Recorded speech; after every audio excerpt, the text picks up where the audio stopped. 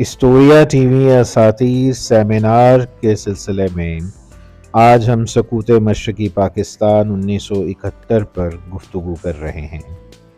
میرے ساتھ شریک گفتگو ہیں شعبہ تاریخ و مطالعہ پاکستان جامعہ پنجاب لاہور کے ایم فل تاریخ کے طلباء اور طالبات۔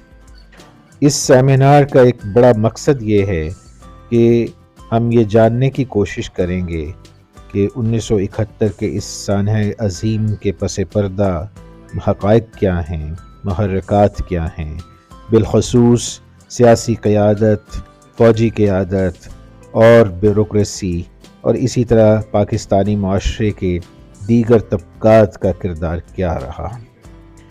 اس سیمینار کا ایک مقصد یہ بھی ہے کہ نوجوان نسل کی سوچ جاننے کی کوشش کی جائے اور پاکستان اور بنگلہ دیش کے مابین تعلقات کے تناظر میں آئندہ کا لاہ عمل بھی دیکھا جائے۔ آئیے ویڈیو کی جانب بڑھتے ہیں۔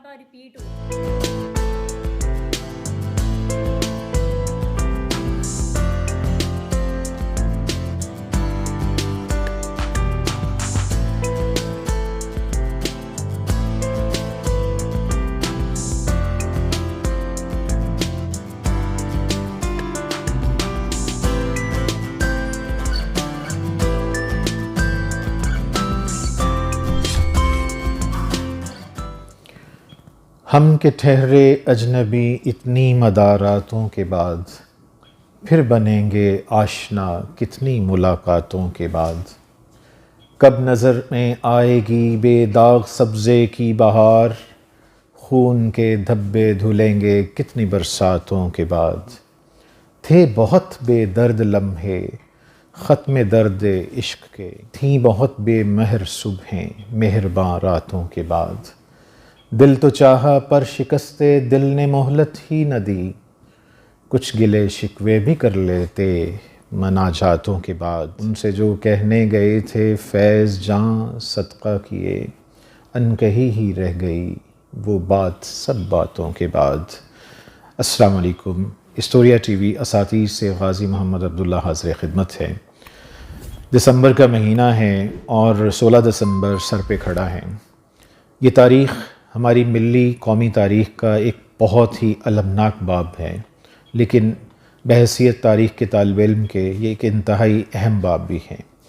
زندہ قومیں ہمیشہ ایسے المیوں سے گزر جاتی ہیں، لیکن اپنے اسباق یاد رکھتی ہیں، سینے سے لگاتی ہیں اور پھر آئندہ نسلوں تک وہ منتقل اس لیے کرتی ہیں تاکہ ہم آئندہ ایسے کسی المناک سانحے سے دوبارہ دوچار نہ ہو پائیں۔ پاکستان کو بنے ہوئے اتنا لمبا عرصہ ہونے کے باوجود سب سے بڑا سوال آج یہ ہے کہ کیا ہم نے اس تاریخ سے سبق سیکھا؟ کیا ہم نے 16 دسمبر کے اس عظیم سانحے سے سبق سیکھا جس نے ہمارے تار و پود بکھیر کے رکھ دیے؟ جس نسل نے 16 دسمبر 1971 کا سانحہ اپنے سامنے ہوتے ہوئے دیکھا ہے، اگر آج وہ زندہ ہیں تو میرا نئی نسل سے یہ گزارش ہے کہ وہ جا کے ان سے پوچھیں کہ وہ اس وقت کیا ہوا تھا، کیسے ہوا تھا اور اس کے اثرات اور مضمرات ہم نے کیسے بھگتے اور آج تک بھگت رہے ہیں۔ ناظرین، اسٹوریا ٹی وی اساتذہ ایک ایسا پلیٹ فارم ہے جس کا مقصد انتہائی نیک ہے، نوبل ہے۔ ہم چاہتے ہیں کہ اپنی آئندہ نسلوں کے سامنے ایک بہترین اور پریگمیٹک انداز میں تاریخ کے وہ تمام پہلو سامنے رکھیں جن کے بارے میں ایک نیشنل ڈسکورس ہم ڈیولپ کر سکیں تاکہ آئندہ آنے والی نسلیں کچھ اچھی ڈائریکشن میں آگے بڑھ سکیں۔ یہی ہمارا مشن ہے اور امید ہے آپ ہمارے اس مشن کو پسند کرتے ہیں۔ ناظرین، 16 دسمبر کے حوالے سے آج کی جو نشست ہے یہ بہت ہی اہم ہونے والی ہے۔ اس کی وجہ یہ ہے کہ میرے ساتھ میرے انتہائی پیارے، میرے بہترین طالب علم، میرے دوست اور میرے ہم نوا ایم فل شعبہ تاریخ و مطالعہ پاکستان کے طلباء اور طالبات تشریف فرما ہیں۔ میں سب سے پہلے آپ سب کو اس پلیٹ فارم پر خوش آمدید کہتا ہوں۔ امید کرتے ہیں کہ آپ سب انتہائی دل جمی سے، خلوص سے اور علمی انداز میں اس موضوع پر اپنا اظہار خیال کریں گے، چونکہ یہ بہت بڑی ذمہ داری کا کام ہے۔ اساتذہ اکثر کہتے ہیں کہ تاریخ عالم اعراف میں رہنے کا نام ہے، تاریخ پل صراط کا سفر ہے۔ اس پر گفتگو کرتے ہوئے، اس پر لکھتے ہوئے اور اس کو پڑھتے ہوئے ہمیشہ ہمیں اعتدال کا راستہ اپنانا ہوگا۔ تو اسی بنیاد پر ہم آج کی گفتگو کو آگے بڑھائیں گے۔ ہمارا آج کی اس نشست کا بنیادی مقصد یہ ہے کہ ہمارے یہ جو نوجوان اسکالرز ہیں، جو بہت ساری امنگیں لے کر آگے زندگی کے اس علمی سفر پر آگے گامزن ہیں، آخر یہ 16 دسمبر 1971 کے سانحے کے بارے میں کیا سوچتے ہیں۔ اس سے پہلے کہ میں آگے بڑھوں، میں ایک اور چیز کی وضاحت کرنا ضروری سمجھتا ہوں کہ 16 دسمبر کی کو آرمی پبلک اسکول کا سانحہ بھی ہوا، اور یقیناً وہ ہماری تاریخ کا ایک بڑا اہم سانحہ ہے۔ لیکن ناظرین، بہت سے میرے طلباء، میرے دوست، احباب مجھ سے سوال کرتے ہیں کہ آپ آرمی پبلک اسکول اور 16 دسمبر 1971 کا تقابل کریں، تو میں ان کو ہمیشہ ایک مختصر جواب دیا کرتا ہوں کہ ان دونوں سانحوں کے درمیان ایک بڑا لمبا گیپ ہے، اور دوسرے اس میں تاریخ اور ہماری زندگی بہت ایک لمبے سفر سے ہو کر گزری ہے۔ دونوں کا کانٹیکس مختلف ہے، دونوں کی نیچر مختلف ہے، دونوں کی ڈائریکشن مختلف ہے، دونوں کے اثرات مختلف ہیں۔ آرمی پبلک اسکول یقیناً ایک بہت اہم سانحہ تھا، بڑا دلخراش واقعہ تھا، جس نے میرا خیال ہے کسی بھی انسان اس کے دل کو متاثر کیا۔ لیکن جب ہم 16 دسمبر 1971 کی بات کرتے ہیں تو میں سمجھتا ہوں 16 دسمبر 1971 کا ہمارا پاکستان دو لخت ہو گیا۔ یہ وہ بنیادی فرق ہے۔ ہمیں سب سے پہلے اس سانحے کو، سانحات تو بے شمار ہیں، لیکن یہ جو سب سے بڑا سانحہ جو آج بھی ہمارے رگو پے میں سلگ رہا ہے، تو اس لیے یہ سانحہ ان تمام سانحات کا یوں کہہ لیجئے کہ سر فہرست سانحہ ہے۔ تو آگے بڑھتے ہیں۔ میں چاہوں گا کہ سب سے پہلے آپ سب سے لوگ اپنا تعارف کروائیے اور مختصر تعارف کروائیے، اس کے بعد پھر ہم گفتگو کو آگے بڑھاتے ہیں۔ جی، سب سے پہلے میرا خیال ہے کہ ولید آپ کچھ بات کرنا چاہ رہے ہیں۔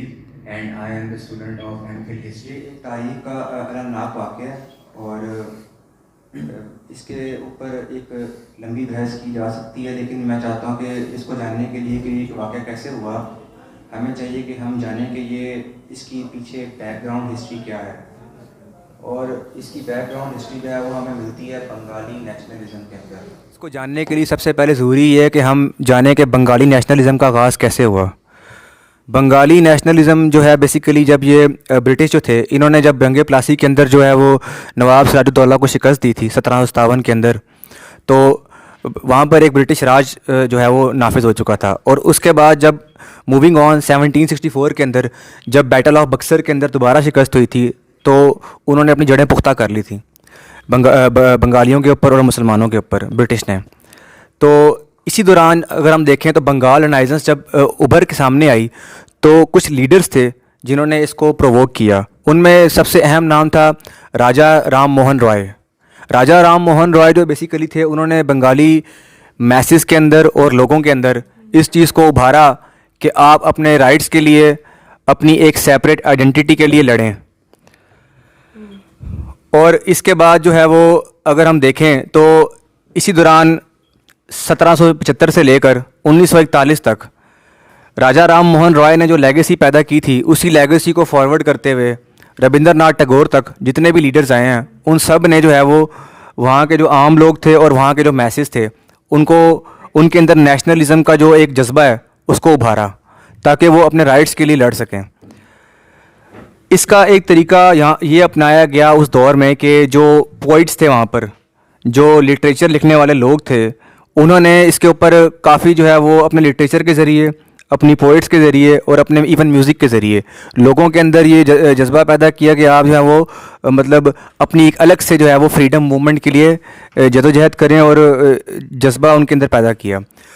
ان کے اندر کچھ نام تھے جیسا کہ قاضی نظر الاسلام، مسٹر قاضی نظر الاسلام کا بھی ایک اہم کردار ہے اس کے اندر۔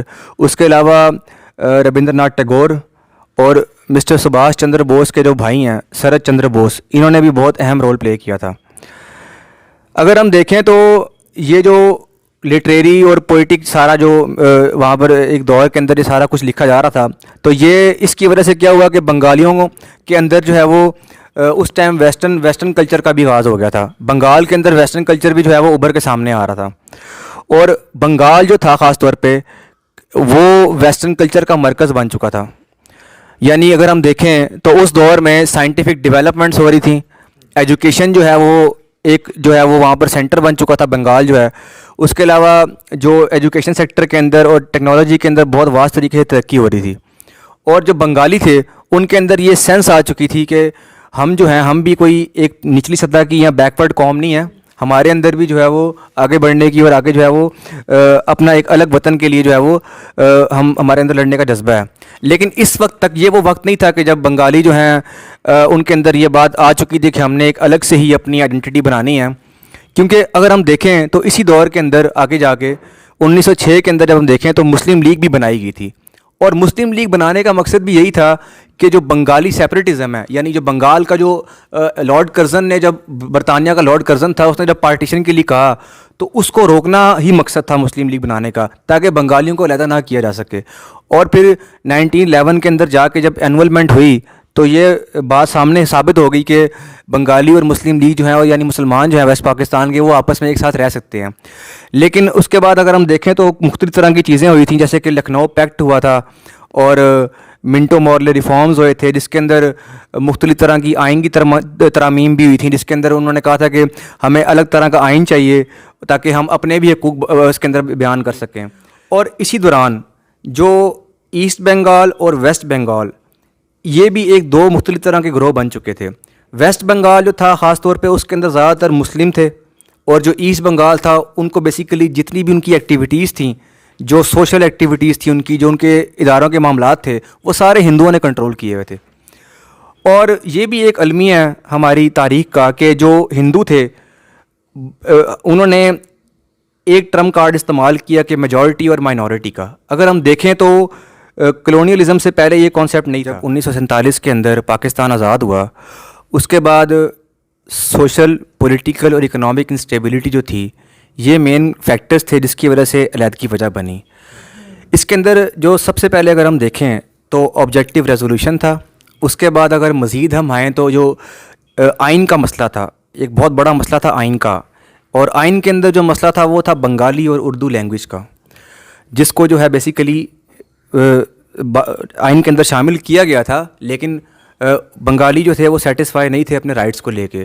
دے تھاٹ دیٹ جو ویسٹ تھا وہ انہوں نے ہر جگہ پہ بیسیکلی راج کیا ہوا ہے. اس کی وجوہات مین وجہ جو تھی وہ یہ تھی کہ جو ویسٹ تھا اس کے جو جاگیردار تھے basically they consist of feudal lords, landlords, اور بڑے جو آمریت کے لوگ تھے وہ اس کے اندر شامل تھے. اور جو ایسٹ بنگال تھا یعنی جو ایسٹ پاکستان تھا بیسیکلی وہاں پر بیسیکلی موسٹلی پروفیشنل تھے, لائرز تھے, ڈاکٹرز تھے, ٹیچرز تھے, اس طرح کے لوگ تھے. تو ہوا یہ تھا کہ بیسیکلی جب آئین جو ہے وہ فلاپ ہو گیا 1956 کا, اس کی وجوہات یہی تھیں کہ دونوں ایسٹ بنگال اور ویسٹ بنگال یہ کنسنسس کے اوپر نہیں آ پا رہے تھے. کچھ ان کی ڈیمانڈس پوری نہیں ہو رہی تھیں اور کچھ اس سائڈ سے جو ہیں وہ ڈیمانڈس پوری نہیں ہو رہی تھیں. اس بات سے کوئی بھی آرگیو نہیں کیا جا سکتا کہ جو ایسٹ پاکستان ہے موسٹلی جو ریونیو جنریٹ کر رہا تھا وہاں پر, اور جو پاپولیشن تھی وہ ایسٹ پاکستان کی تھی, اور جو انکم جنریٹ کرنے میں تقریباً 60% جو رول تھا وہ ایسٹ پاکستان کا تھا, جبکہ 40% رول تھا وہ خالی ویسٹ پاکستان کا تھا. لیکن مسئلہ یہ پیش آ رہا تھا کہ جتنی بھی اس ٹائم ایگریکلچر اور انڈسٹریلائزیشن ہو رہی تھی اس دور میں وہ ساری ویسٹ پاکستان کروا رہا تھا اپنے اوپر, حالانکہ اس کو انکم سپورٹ کرنے کے لیے ایسٹ پاکستان کر رہا تھا. اگر ہم مزید آگے آتے ہیں تو مارشل لاء جو ہے اس نے بڑا ایشو کریٹ کیا ایک پاکستان کے اندر, اور اس کے اندر جو ہے سب سے بڑا جو رول تھا بیسیکلی ہم کہہ سکتے ہیں کہ ڈفرینٹ لوگ تھے اس کے اندر شامل. ایک بندے کو ہم نہیں کہہ سکتے, لیکن اسکندر مرزا جو ہیں انہوں نے جب اس کو لگایا تو بیسیکلی سیلف انٹرسٹ اور پولیٹیکل گینز کے لیے انہوں نے یہ سارا کچھ کیا تھا, تاکہ جو ہے وہ ایسٹ پاکستان اور ویسٹ پاکستان دونوں کے اندر اسٹیبلٹی اس وجہ سے نہیں آ پا رہی تھی. اس کے بعد پھر 1962 کا جب آئین آیا اس کے اندر بھی یہی ایشوز تھے لینگویج کے, اور یہ جو کیا کہتے ہیں آئیڈینٹی کے ایشوز تھے کہ دونوں کی آئیڈینٹی اور ایشوز کا مسئلہ آ رہا تھا. اور اسی دوران پھر ایک ینگ لیڈر جو تھا شیخ مجیب الرحمان, اس نے جو ہے وہ پھر اپنے آگے آ کے تقریباً 6 نکات پیش کیے تاکہ وہ ایسٹ بنگالس کی جو ہے وہ رائٹس کو فارورڈ کر سکے آگے گورنمنٹ کے آگے, کہ جو ایسٹ پاکستان تھا بیسیکلی اس نے جو ہے وہ 6 پوائنٹس کے اندر تاکہ پروونشل اٹانومی ملے ان کو, اور جو ان کی لینگویج ہے اس کو بھی سراہا جائے, تاکہ وہ خالی صوبے کی لیول تک نہ ہو, تاکہ اسٹیٹ کے لیول پہ اس کو سراہا جائے, تاکہ بنگالی اپنی آئیڈینٹی کو پہچان سکیں. جہاں تک لینگویج موومنٹ کی بات ہو رہی تھی تو لینگویج موومنٹ پاکستان کی کریشن کے ساتھ ہی سٹارٹ ہو جاتی ہے. Bengali language movement and creation of Bangladesh میں انور دل اور عافیہ دل 2 ملٹی ڈائریکشنل رائٹر ہیں ہمارے پاس. ایک کا تعلق ایسٹ پاکستان سے, ایک کا ویسٹ پاکستان سے.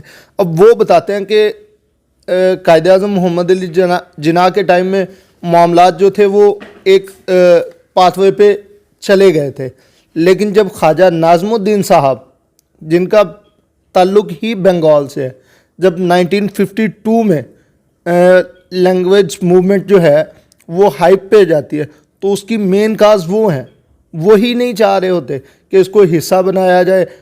جب آبجیکٹو ریزولوشن پاس ہوتی ہے, بیسیکلی وہاں سے بنگالی جو ہے وہ اپنی لینگویج کے لیے زیادہ کانشیس ہو جاتے. Hello everyone, my name is Malik Muhammad Khalid and آج کے ہمارا جو ڈسکشن کا ٹاپک ہے, سر نے جیسے آلریڈی مینشن کر دیا کہ جو ٹریجڈی ہوئی ہے is one of the grave tragedy in the history of Pakistan. تو وہ جو فال آف ڈھاکہ ہے اس کے بارے میں ہم ڈسکس کر رہے ہیں. تو ان مائی اوپینین جو ہے کہ جو یہ فال ہوا تھا ایسٹ پاکستان, اس کی جو سب سے بڑی وجہ ہے میں سمجھتا ہوں وہ کہ بہت سے ریزن تھے ملٹیپل, بٹ جو سرچ لائٹ آپریشن شروع ہوا تھا 25 مارچ 1971, یہ ایک ایکسٹریم پوزیشن لی گئی تھی اسٹیٹ کی طرف سے, جو کہ میں سمجھتا ہوں ایک ڈپلومیٹک پیسفل ڈائلاگ کے تھرو اس چیز کو ریزالو کیا جانا چاہیے تھا. ایک ایکسٹریم پوزیشن ہمیں نہیں لینی چاہیے تھی, کیونکہ یہ جو سٹیپ لیا گیا تھا ایک سویر تھا میجورٹی کے خلاف.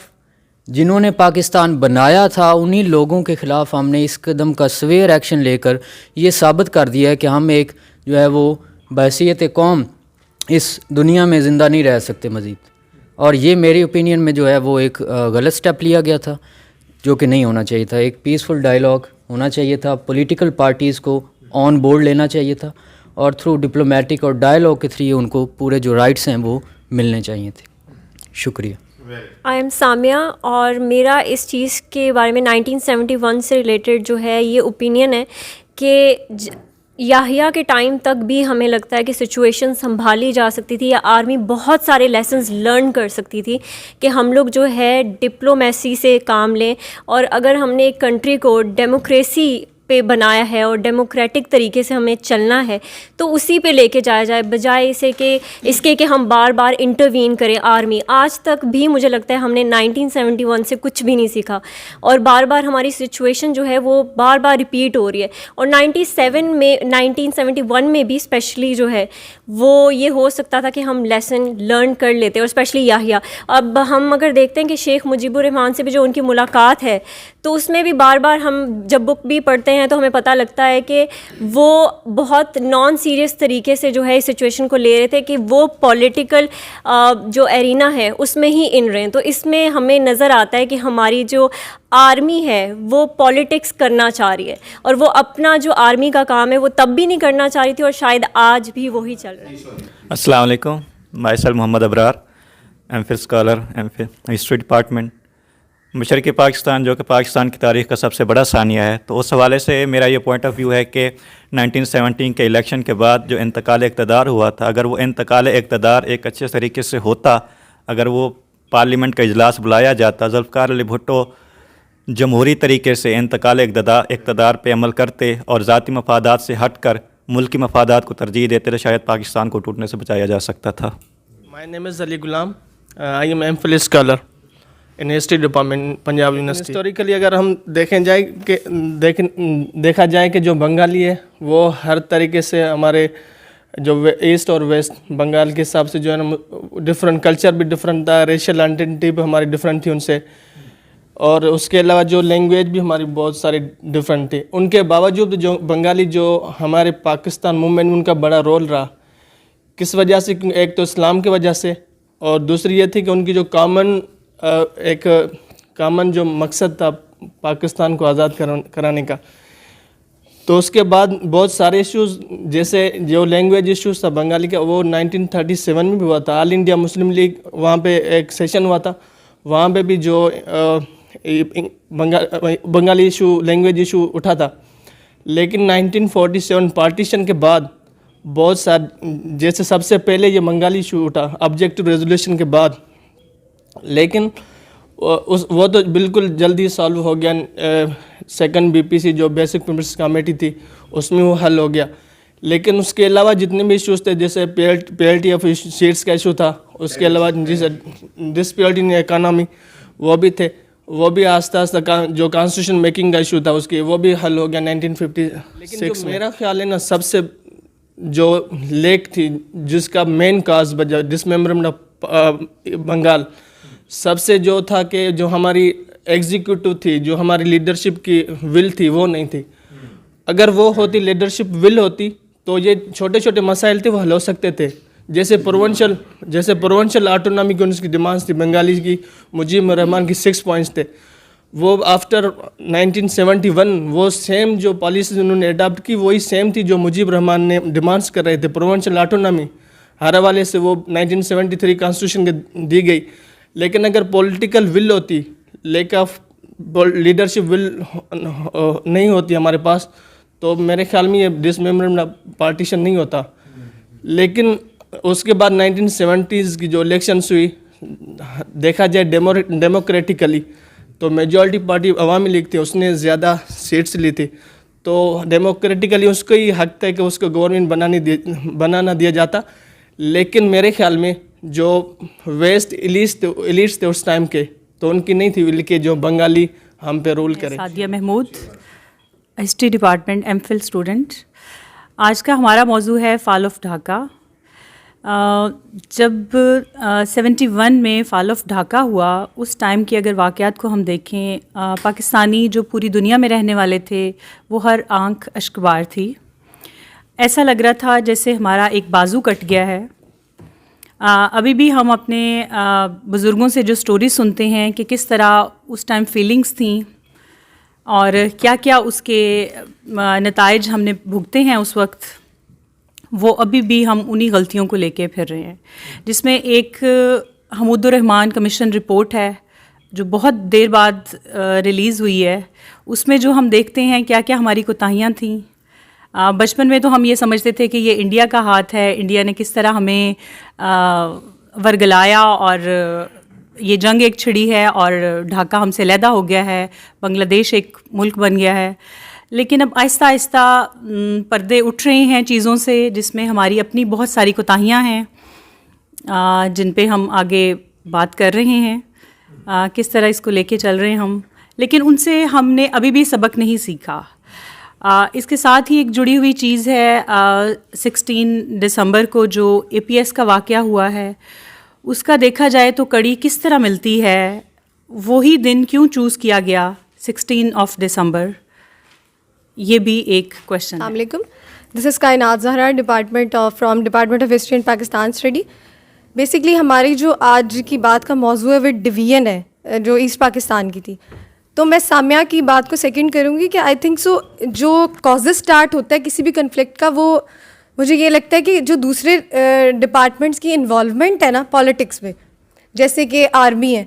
آئی تھنک سو آرمی کا کام ہے جیسے ڈیفینس کرنا, یہ میں نیوٹرل بات کر رہی ہوں. جیسے آرمی کا کام ہے ڈیفینس کا, تو وہ اپنی لمیٹیشن میں اپنی باؤنڈری میں رہ کے ڈیفینس کا کام کرے, اور جیسے پالیٹیشینس کا کام ہے پالیسی میکنگ کا, تو وہ پالیسی میکنگ کا کام کرے.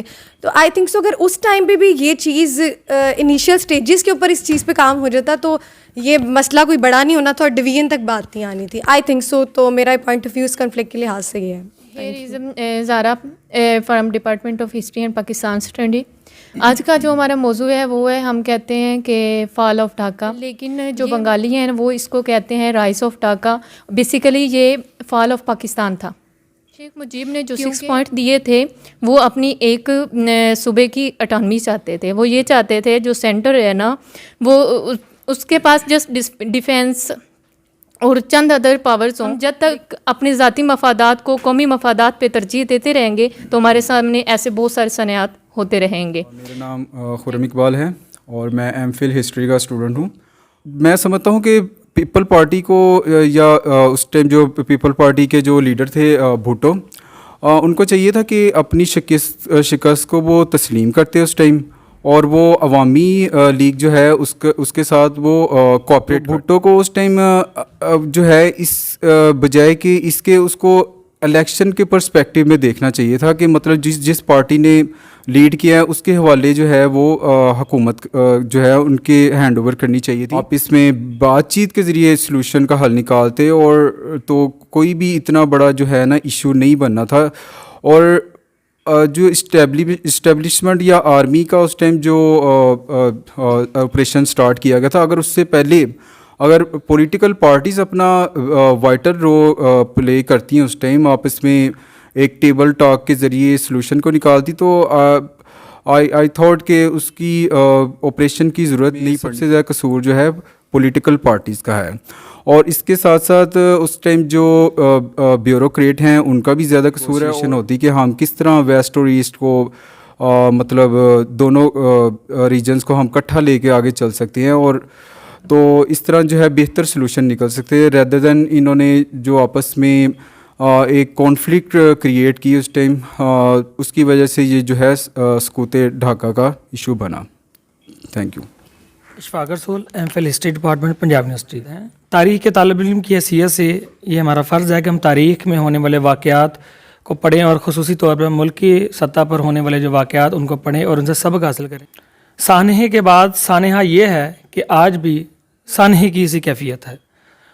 16 दिसंबर 1971 को जो तालीमी, समाजी और सियासी वजूहात की बिना पर जो नया मुल्क वजूद में आया और एक नफ़रत की आग जो 1971 से लेकर आज तक है, हमें इन तमाम पर गौर व फिक्र दोबारा करना होगा और किन वजूहात की बिना पर बांग्लादेश ये सोचने पर मजबूर हुआ कि उसे एक अलग ममलकत बनाया जाए, और जो वाक़यात इनके मुहर्रकात बने हमें उनको दोबारा गौर व फिक्र करना चाहिए, और ताकि ये मज़ीद हम इस प्रॉब्लम में ना पड़ें, क्योंकि मुल्क में आज भी हालात जूँ के त्यों हैं और हमें इन हालात को बेहतर करने के लिए हम अपनी कोशिशें करना चाहिए। शरीके मजलिस में उनका शुक्रिया अदा करता हूँ कि सब ने अपनी अपनी एक राय दी है और बड़ी मुतनव्वे किस्म की आरा इसमें हमारे सामने आई हैं। खुशी इस बात की है कि हमारे तलबा और तालिबात ये सकूत ढाका के हवाले से जो इत्मीनान हुआ है कि वो एक सोच रखते हैं। डाइवर्स हमारी ओपिनियन तो है, लेकिन मेरा ख्याल है कि सब इस बारे में हसास हैं कि ये सानिया क्यों हुआ और कैसे हुआ, इसके ज़िम्मेदारान कौन थे। ज़ाहिर है हम इससे सरफ़ नज़र नहीं कर सकते। अब मेरा ख्याल है कि हमारी गुफ्तगू का जो अगला मरहला वो हम उसकी तरफ बढ़ रहे हैं, और उसमें मैं चाहूँगा कि आप सब लोग अपने अपने जिन लोगों ने शुरका ने जो अपनी राय दी है उसके हवाले से या वैसे आपके ज़हनों में कोई सवालात हैं और फिर उसका आपस में कोई हमने मिलकर ही इसका कुछ जवाब देना है, और आखिर में हम फिर तीसरे हिस्से में हम इसको वाइंड अप करेंगे, और ज़ाहिर है सवाल उठाया है तो फिर उसका जवाब देने की भी कोशिश करेंगे, तो उस तरीके से हम ताकि कोई एक मीनिंगफुल एंड हो। तो अब मेरे आप सबकी गुफ्तगू के हवाले से जो 2-3 निकात जो मेरे सामने आए हैं, लेकिन 1971 का सानिया, पहला तो पॉइंट ये है कि ये बिल्कुल एब्रप्ट नहीं है। तारीख़ का असूल है कि हर वाक़े के पीछे एक कहते हैं दूररस असबाब होते हैं, तो उन दूररस असबाब के हवाले से हमारे सामने जो आपकी गुफ्तगू से जो मैंने अख़ज़ किया है कि एक तो जोग्राफिकल जो डिसलोकेशन थी दोनों खित्तों की, एक नेचुरल बैरियर था, लेकिन ये कोई जस्टिफिकेशन नहीं थी डिसमेंबरमेंट की। ये दरअसल इस बात का एहसास दिलाना मकसूद था कि इस मुल्क के जो करता धरता थे, जो कह लें कि स्टेक होल्डर्स थे, चाहे वो पॉलिटिशियंस हैं, चाहे वो ब्यूरोक्रेट्स हैं, चाहे वो मिलिट्री के लोग हैं, यानी वो लोग जो कि इस्टेब्लिशमेंट कहलाते हैं, जिनके हाथ में फ़ैसला साजी की सबसे बड़ी कुव्वत थी, उनको इस चीज़ का सबसे ज़्यादा इदराक होना चाहिए था, और इदराक के साथ साथ फिर उसके लिए पूरी एक ज़बरदस्त किस्म की स्ट्रेटजी भी बनानी चाहिए थी। बनी भी होगी, लेकिन मसला ये है कि ये ऐसे ही है कि जैसे हम एक फेडरेशन हैं, तो फेडरेशन थे, तो फेडरेशन में ये ऐसे ही होता है। मैं अक्सर कहा करता हूँ कि जैसे मुश्तरका ख़ानदानी निज़ाम है और इसमें 2 + 2 4 नहीं होते, اس میں بسا اوقات 2 × 2 6 بھی ہو سکتے ہیں. تو بڑے کو بسا اوقات تھوڑا سا ایک سٹیپ نیچے آنا پڑتا ہے, کبھی چھوٹے کو تھوڑا سا ایک سٹیپ اوپر جانا پڑتا ہے, کبھی چھوٹے کو حوصلہ افزائی کے لیے بڑا ذرا تھوڑا سا نیچے آ کے کہتا ہے, چھوٹی سی بات پہ بھی اپریشیٹ کر دیتا ہے. تو اس طرح سے یہ پھر ایک پورا خاندانی نظام چلتا ہے. لیکن میرا ایک سادہ سی بات ہے کہ جیسے ہم کہتے ہیں نا کہ جی خاندان تبھی چلتا ہے ایک تو اس کا کوئی ایک بڑا بزرگ ایسا ہو جس کی سب مانتے ہو. تو اس کو ذرا اگر آپ سمجھ لیں کہ یہاں پہ آپ کے پاس آپشن ہی نہیں ہے سوائے سیاسی قیادت کے, پولیٹیکل لیڈرشپ کے. جب تک ایک ایسا پولیٹیکل لیڈر آپ کے پاس نہیں ہے جس کی میجورٹی جو ہے اس کو فالو کرنے کی خواہش رکھتی ہے, اس کی بات کو کہتے ہیں کہ ماننے پہ تیار ہو, وہ کہے کہ دائیں مڑ جاؤ تو وہ دائیں مڑنے کو تیار ہو, وہ کہے بائیں مڑ جاؤ تو, اگر ایسی قیادت نصیب ہو جائے تو پھر کیا ہی کہنا ہے, پھر ملک بنتے ہیں. اور ملک ہمیشہ یاد رکھیے گا کہ لیڈرشپ جو ہے بنانے میں کلیدی کردار ادا کرتی ہے. دوسرا مسئلہ یہ ہے کہ آپ کو ہمیشہ ایک دوسرے, میں اس کی مختصر سے ایک جو لفظ آپ سے کہتا ہوں کہ جب تک ملنے کی خواہش نہ ہو, میرا خواہش پہ بہت زور ہے, تب تک ممکن نہیں ہے کہ خاندان برقرار رہے. اور خواہش جو ہوتی ہیں یہ ظاہر ہے ریسیپروکل بھی ہوتی ہیں, لیکن جن لوگوں کے ہاتھ میں زیادہ اختیار ہوتا ہے ان کے اندر یہ خواہش ہونا بہت ضروری. یہاں سے ایک سوال اٹھا تھا ادھر سے, تو بڑا اہم پوائنٹ تھا, وہ یہ تھا کہ مغربی پاکستان والوں کی کیا یہ خواہش تھی کہ مشرقی پاکستان جڑ لیں؟ یہ تاریخ کا بڑا اہم سوال ہے, اور میرا یہ خیال ہے کہ اس کا جواب آج تاریخ کے اس کٹھن دور میں ہمیں یہ دینا پڑے گا. سوال تو یہ ہے کہ کیا مغربی پاکستانی اسٹیبلشمنٹ یہ چاہتی تھی کہ مشرقی پاکستان ہمارے ساتھ جڑا رہے؟ میرا تو بھی یہ سوال ہے, لیکن اگر ظاہر ہے بھی گفتگو آگے بڑھتی ہے تو ایک تو پوائنٹ یہ مجھے ذہن میں آیا ہے, ٹھیک ہے. تو میں یہ بالکل آپ ماشاء اللہ ہم سب بالغ العقل ہیں, بالغ النظر ہیں, اس لیے سب اپنی اپنی رائے رکھتے ہیں. میرے ذہن میں یہ سوال اٹھا ہے. اچھا, ایک اور بات جو اس ساری گفتگو سے ابھی تک جو سمجھ آئی ہے وہ یہ ہے کہ جتنا جو زیادہ طاقتور ہے اتنا ہی وہ رسپانسبل ہے. یہ جو ہمارے یہاں ایک ریت چل پڑی ہے نا کہ ہم سمجھتے ہیں ہم سارا ملبہ اولاد پہ ڈال دیتے ہیں کہ اولاد ہی اس طرح کی ہے. میرے خیال یہ رویہ درست نہیں ہے. اس کو اور انداز میں لے لیں تو ملکی سطح پہ, قومی سطح پہ ہم سارے مسئلے کہتے ہیں یہ قومی ایسی ہے. میرا ہمیشہ سے بنیادی اختلاف اس سوچ سے رہا ہے کہ یہ قوم ہی ایسی ہے. میرا خیال ہے کہ قوم کے وہ طاقتور لوگ, وہ بڑے طبقات, انہوں نے اپنی کوتاہی کی ہے, ورنہ قوم نے تو کہاں نہیں رسپانس دیا ہے. قوم کی کمر توڑ دیں گے تو پھر رسپانس کہاں سے آئے گا.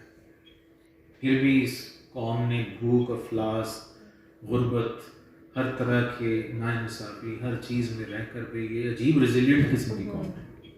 یہ پھر بھی تھوڑا سی کہیں امید نظر آتی ہے, کہیں سے نعرہ کوئی اٹھتا ہے وہ فوراً لپکتی ہے اس کی طرح. تو قوم کو نہ, میرا ہمیشہ یہ اختلاف رہا ہے. بہرحال یہ میری رائے ہے, آپ کو پورا حق حاصل ہے اس پہ بات کرنے کا.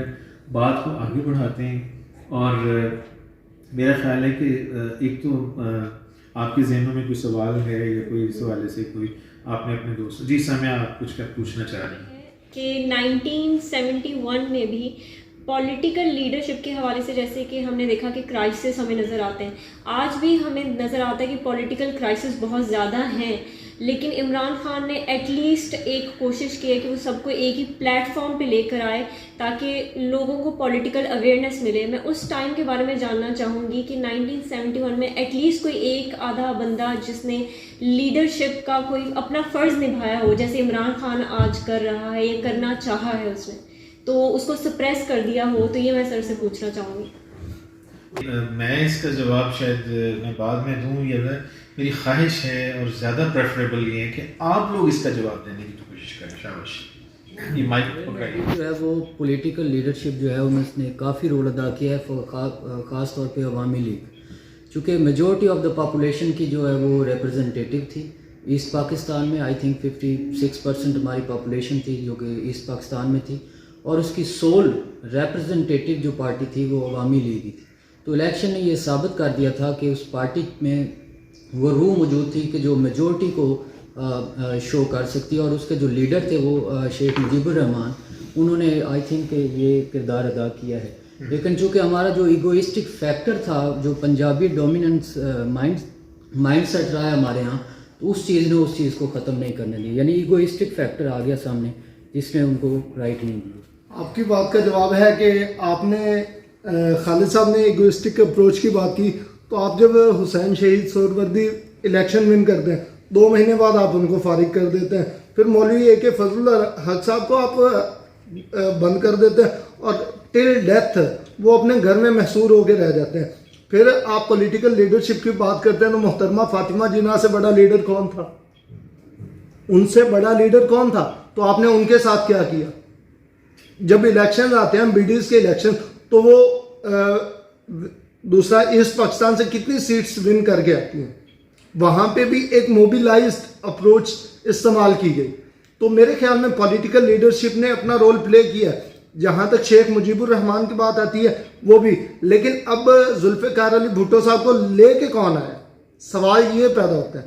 جب پولیٹیکل لیڈرشپ ہی آپ اپنی مرضی کی جو ہے ایک برائے نام پولیٹیکل لیڈرشپ ہمارے اوپر تھوپ رہے ہیں، تو اس کا میرے خیال میں کوئی فیکٹر بنتا نہیں ہے، کوئی جواز ہی نہیں پیدا ہوتا کہ وہ اپنا رول پلے کرے گی. ان سے آپ ایکسپیکٹ ہی نہیں کر سکتے.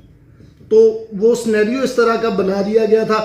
ابھی یہاں پہ سارا ملٹری کو کیا گیا، تو پہلا تو سارا پاکستان بننے کے بعد 10 سال بیوروکریٹک ایرا ہے جس میں 3 بنگالی پرائم منسٹرز ہیں.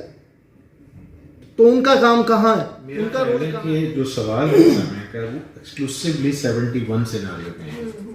وہ تو ہم نے ظاہر ہسٹوریکل کانٹیکسٹ میں تو بات صحیح کی ہے آپ نے، درست ہے آپ کی بات. اب سوال یہ ہے کہ 71 ایک بہت نیشنل کرائسس تو تھا اس وقت، ٹھیک ہے. ظاہر ہے بنگالیز 69 سے آنورڈ ظاہر ہے بڑی تیزی سے ناراض اور زیادہ ناراض ہوتے چلے جا رہے تھے.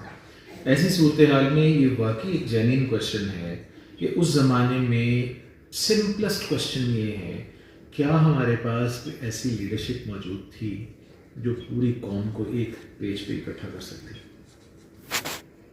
اور اگر تھی تو کون تھی؟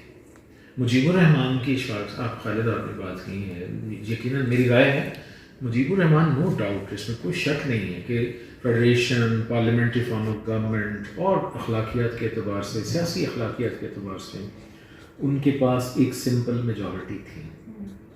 ایبسولوٹ میجورٹی ان کے پاس بھی نہیں تھی. پرابلم تو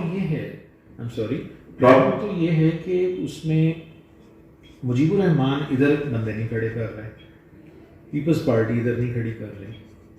تو کچھ ماہرین کی رائے تو یہ ہے کہ پاکستان تو اسی طرح ٹوٹ گیا تھا. سیاسی جماعتوں نے تو پہلے ڈیسائیڈ کر لیا تھا. پھر بھٹو صاحب نے، ظاہر ہے اس کو آج تک لوگ جسٹیفائی کرتے ہیں پیپلز پارٹی کے دوست، کہ کیا انہوں نے نہیں کہا تھا کہ ادھر تم ادھر ہم چلیں. اس کو اب الفاظ کا ہیر پھیر کر لیں، لیکن اس زمانے کے اخبارات کہتے ہیں ہمارا منہ چڑھا رہے ہیں.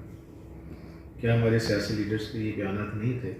تو میری رائے میں حافظہ 71 کا ایک بڑا مسئلہ یہ بھی تھا، کرائسس آف پولیٹیکل لیڈرشپ. ہم تاریخ کے ایک ایسے منجدھار میں آ کے پھنس چکے تھے، کوئی ایک لیڈر بھی تو نہیں ہے. کہاں تھے مولانا مودودی؟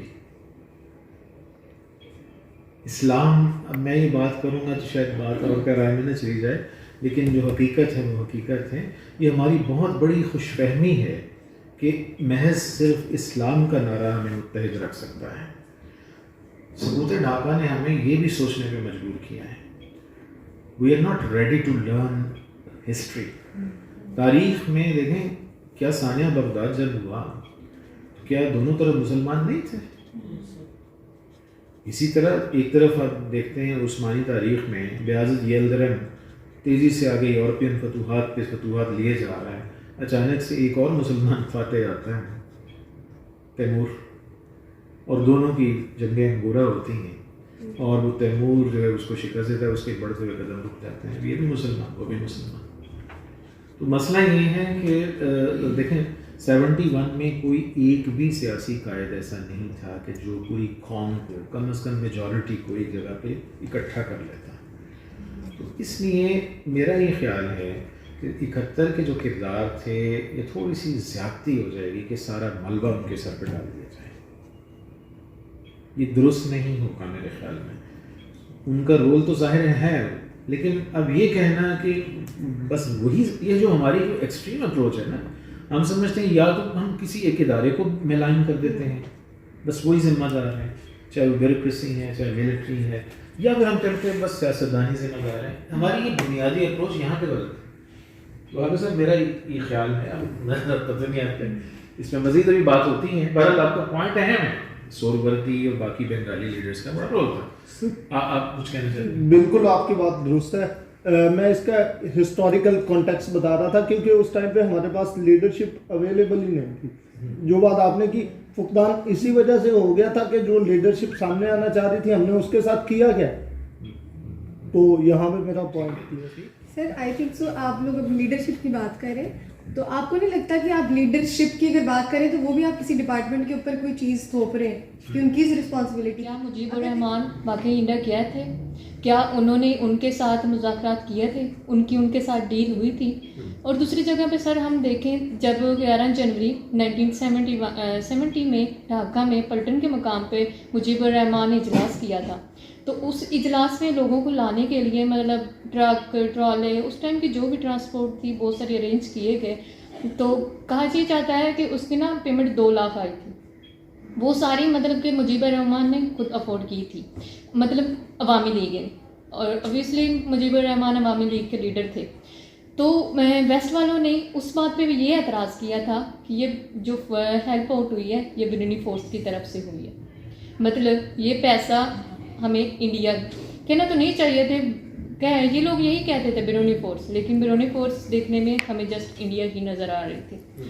تو مطلب میں یہ پوچھنا چاہتی ہوں کہ یہ بیرونی فورسز کا کتنی انرولمنٹ تھی, اور سب سے میرا مین پوائنٹ ہے اگرتلہ سازش میں کتنی سچائی ہے. تو عوامی لیگ کو تو ہیڈ کر رہے تھے مجیب الرحمان, جو کہ بنگال کے بہت بڑے لیڈر تھے. اور اگر ہم دیکھیں تو باقی لیڈر جنہوں نے تحریک پاکستان میں بہت اہم کردار ادا کیا, اس میں ایک فضل اللہ, شہید حسین سہروردی یا خواجہ ناظم الدین.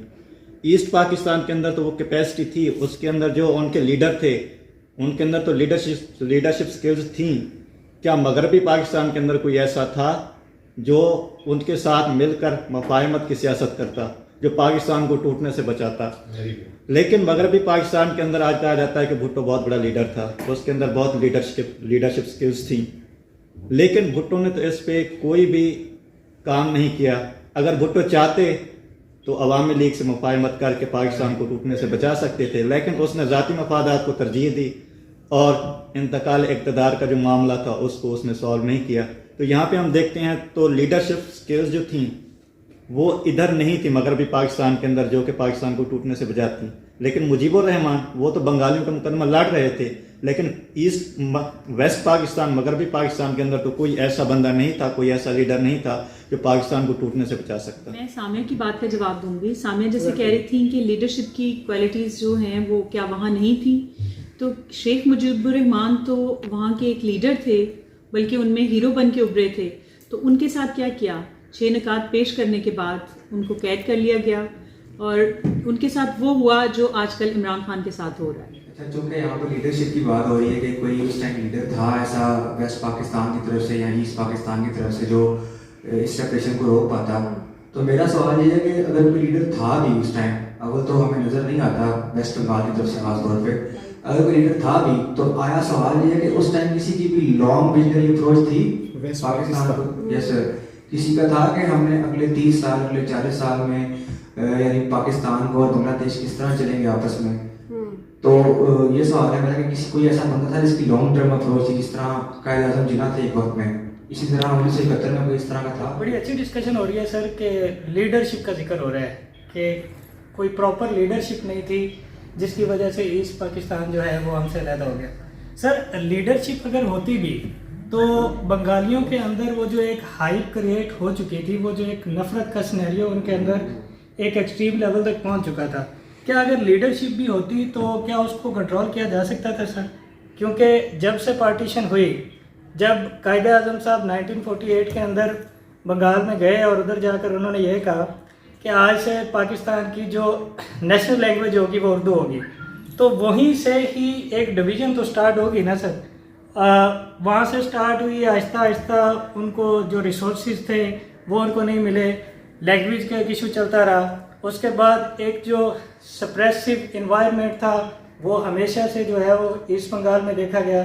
सदीक सालिक ने अपनी बुक लिखी है, उसने इसको बड़ी ही डिटेल के साथ ऑपरेशन सर्चलाइट जो उधर किया गया, और बंगालियों के साथ जो एक ट्रीटमेंट था सर, वो एक हाइट जो एक एक्सट्रीम लेवल तक पहुंच चुकी थी। क्या उसको कम किया जा सकता था अगर एक प्रॉपर लीडरशिप भी होती तो? क्या फिर भी ईस्ट पाकिस्तान जो वो टूटने से बच जाता? मेरा ये आपसे एक छोटा सा सवाल। मैं ये कहना चाहूँगी, जो मुजीबर रहमान थे, पीपल अवामी लीग के लीडर थे, तो उनको बंगाल का दोस्त का खिताब दिया गया था, और ये खिताब एवं नहीं दिया गया था, मतलब कि उनमें वो कितना मतलब कि अवाम में पॉपुलर थी, अवाम उनको कितना मानती थी, ये इस बिना पे दिया गया था। तो जब बात सेपरेशन की आती है तो मतलब इलेक्शन हो गए थे, मतलब ये बात देखने मुनाजिर देखे जा रहे थे कि मतलब कब सेपरेशन होगी, लेकिन अगर ईस्ट पाकिस्तान की तरफ से देखा जाए वो तब भी मुज़ाकरात करना चाहते थे। हमारे वेस्ट वालों का ये ब्लेम था कि हम मुज़ाकरात करना चाहते हैं, इस वाले हमें टाइम नहीं दे रहे, तो मतलब में भी इससे मामला सॉर्ट आउट हो जाए। लेकिन ये बात गलत है। मुजीबर रहमान एंड तक भी चाह रहे थे, वो ढाका की गलियों में रो रहे थे जब उन्हें ये पता चला कि पाकिस्तान टूटने जा रहा है। वो ये कभी भी नहीं चाहते थे कि पाकिस्तान टूटे। उन्होंने 1947 से लेके 1970 का कुर्बानियाँ इसलिए नहीं दी थी कि 1971 में पाकिस्तान टूट जाए, वो पाकिस्तान को बनाना चाहते थे। और दूसरी साइड पे आ जाए कि लीडरशिप पे बात आ जाती है, इसमें थोड़ा सा कंप्रोमाइज़ का भी आता है। अगर वेस्ट पाकिस्तान वाले लगा लो उस वक्त जैसे अवामी लीग इलेक्शन जीत गई थी 1970 के और गवर्नमेंट उनकी बनती थी, अगर ये लोग गवर्नमेंट उनके हैंड ओवर कर देते तो लोग 5 साल तक वो लोग रोल करते, और जो 1947 से लेकर 1970 तक जिन दो लोग हमारे साथ रहे हैं, और अगर 5 साल वहाँ आके वो लोग भी हुकूमत कर लेते तो क्या हो जाता? क्या हम 5 साल उनको बर्दाश्त ना कर पाए? वही बात हमारी इगोइज्म की आ गई, हमारे इस्टेब्लिशमेंट के अपने ज़ाती मफादात की बात आ गई। तो ये लीडरशिप जो है ये दोनों के मतलब के कंप्रोमाइज़ से चीज़ें सॉर्ट आउट होती हैं।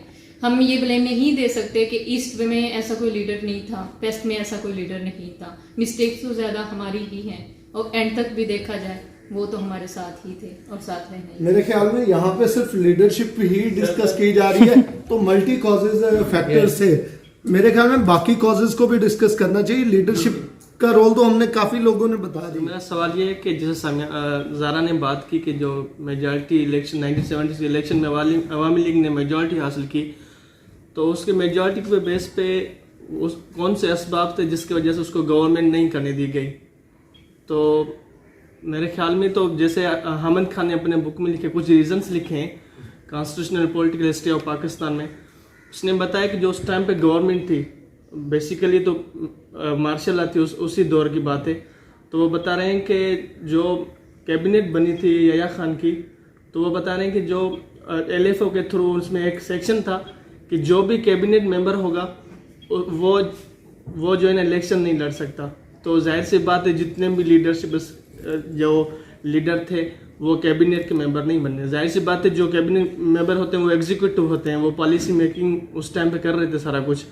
तो वो बता रहे हैं कि इलेक्शंस हो गई तो जाहिर सी बात है जो मेजॉरिटी अवामी लीग ने जीत ली इलेक्शन, तो गवर्नमेंट उसकी बननी चाहिए थी, लेकिन जो पॉलिसी मेकर थे तो उन्होंने वो इम्प्लीमेंटेशन नहीं कराई जो डेमोक्रेटिकली होना चाहिए था कि भाई अवामी लीग को गवर्नमेंट बनाने दी जाए। लाल साहब ने भी ये पॉइंट आउट किया है कि खाली जो लीडरशिप है उसने ही रोल नेगेटिव प्ले नहीं किया, तमाम इंस्टीट्यूशन को साथ लेके चलना चाहिए था। और इसमें से मैं सबसे जो इम्पोर्टेंट प्रोमिनेंट फैक्टर समझता हूँ वो इकोनॉमिक ग्रीवेंसेस जो था कि आप अगर सारी जूट प्रोडक्शन जो एक्सपोर्ट करके इस पाकिस्तान की वेस्ट में इन्वेस्ट कर रहे हैं और वहाँ पे मेजॉरिटी आपकी पॉपुलेशन बिलो पॉवर्टी लाइन ज़िंदगी गुजार रही है, उनके जो राइस की प्रोडक्शन आप बाहर एक्सपोर्ट करके सारा एक पंजाब के जो समझा जाता है एक प्रोमिनेंट प्रोविंस यहाँ इन्वेस्ट कर रहे हैं और उनके अपने जो बेसिक राइट्स है बंगालीज को उनसे महरूम कर रहे हैं। तो आई थिंक मुआशी फैक्टर जो है ये सबसे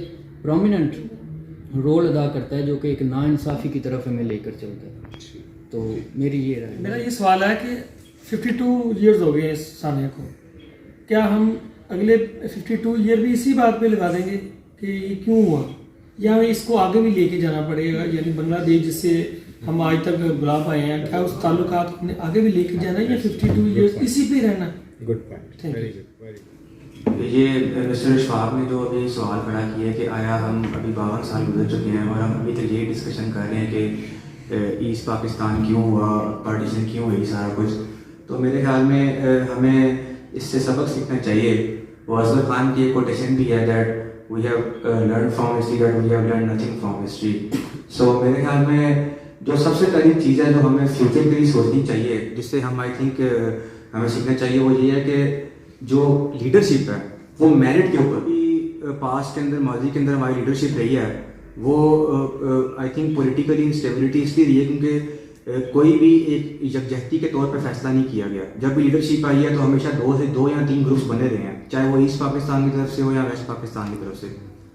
دوسرا جو لیسن ہم لرن کر سکتے ہیں اس ثانیے سے, وہ یہ ہے کہ کبھی بھی کوئی ملک آئیڈینٹی کی محض بنیاد پہ آپ الگ نہ کریں, کہ یعنی اس سے ایک آئیڈینٹی ہے. جیسے اب اس وقت ہم پاکستان میں رہ رہے ہیں, اب اگر ہمارے یہاں پہ کوئی ہندو آ کے رک جائے یا کوئی ٹھہر جائے یا ہندو گروہ آ کے رک جائے, تو ہم یہ نہیں کہہ سکتے کہ جی اب یہ ہندو یہاں پر آ چکے ہیں تو لہٰذا ان کے لیے بھی اب ایک الگ سے کوئی مطلب ایک نیا وطن سوچا جائے, اس بارے میں اسٹیٹ سوچا جائے. تو آئی تھنک آئیڈینٹی کی محض بنیاد پہ ہمیں نہیں چاہیے ہمیں چاہیے کہ ہم اس کو, بلکہ ان کو بھی اتنے حقوق دیں مائنورٹیز کو جتنے ہم اپنے لوگوں کو دیتے ہیں. تیسرے نمبر پہ جو ہمیں سبق اہم ملتا ہے, بہت اہم سبق ہے, وہ یہ ہے کہ جو فرینچ جو فلاسفر تھے مونٹیسکو, انہوں نے سیپریشن آف پاور کا آئیڈیا دیا تھا. تو کیوں, یہ تو کافی پہلے آ چکا تھا, انہوں نے اپنی بکس اسپرٹ آف لاس کے اندر 1748 کے اندر ہی یہ بات باور کرا دی تھی. اور جب امریکہ اس کے اوپر عمل کر سکتا ہے تو ہم کیوں نہیں کر سکتے؟